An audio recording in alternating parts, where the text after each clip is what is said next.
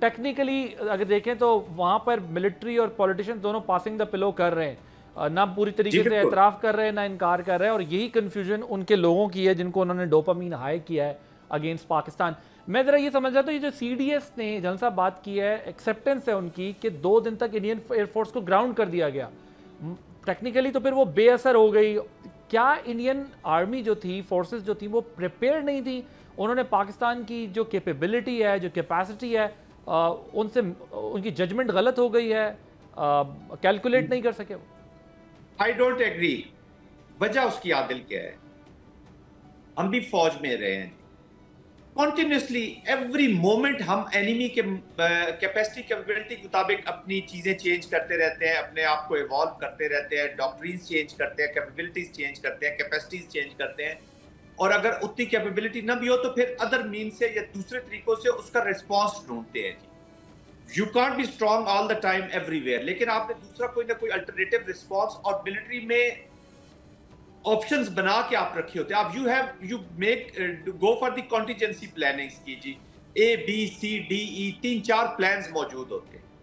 They exactly knew the Pakistan capacities and capabilities. उनको पता था कि ये रिस्पॉन्स आएगा, they will respond and they will respond heavily और they will not stop। क्यों कि पास में हम करते रहे। 98 के जब धमाके हुए, 98 में पोखरान में अडवाणी साहब ने हमें एडवाइस करने की कोशिश की कि न्यू नॉर्मल में रहना सीखें, नई रियलिटीज के साथ एडजस्ट हो। आपको याद होगा LK अडवाणी साहब, Pakistan have to learn how to live in the new realities. Pakistan ने उसका जवाब 28 तारीख को, 28 मई को दे दिया 6 धमाके करके।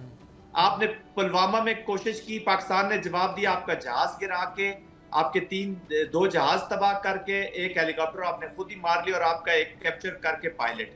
पाकिस्तान ने उसका जवाब दे दिया। उनको अब भी पता था कि पाकिस्तान जवाब देगा और सीरियस जवाब देगा, और वो तैयार नहीं थे। इसके लिए दैट्स व्हाई मैं ये इसलिए कह रहा हूँ कि इन्होंने अपने 2 लेफ्टिनेंट जनरल्स और एक flag staff officer who was deputy chief of air staff, उसको सैक कर दिया, आपको याद होगा। तो दे वर नॉट इनटू इट। फिर उनको पता था कि हम इन अनजस्ट वॉर में जा रहे हैं, दे वर नॉट इनटू इट। तो तैयार नहीं थे, लेकिन वो इसमें तैयार थे या नहीं थे, इस वॉर में आना नहीं चाहते थे इतने जल्दी इस तरीके। फिर आपने पहले 40 मिनट्स में इनके जो पहले 4 जहाज उड़े, आपको याद होगा, इनके जो राफेल उड़े थे फ्रॉम श्रीनगर, उनको इलेक्ट्रॉनिकली जैम कर दिया गया। देवर इमरजेंसी लैंडिंग उनको करना पड़ी। अंबाला से उड़े थे और श्रीनगर में लैंड किए थे, sorry they flew from Ambala and they had to land in Srinagar. और जब ये इनका इलेक्ट्रॉनिक जैमिंग हो गई तो दे एयरफोर्स वाज गॉन। ये उनको पीछे ले गया कि यार ये तो न सिर्फ ज्यादा टारगेट हो जाएंगे, ये तो किसी सिवाय अभी वो एरियल सैर के अलावा ये किसी काम के नहीं रहे हमारे। This what happened with them। इसलिए तो उनको 2 दिन आप जो अभी आप बात कर रहे हैं, this what happened in the initial stages। उसके बाद फिर पाकिस्तान ने 6 जहाज मार भी लिए उनके। सब्सक्राइब करें और बेल दबाएं ताकि कोई खबर रह न जाए।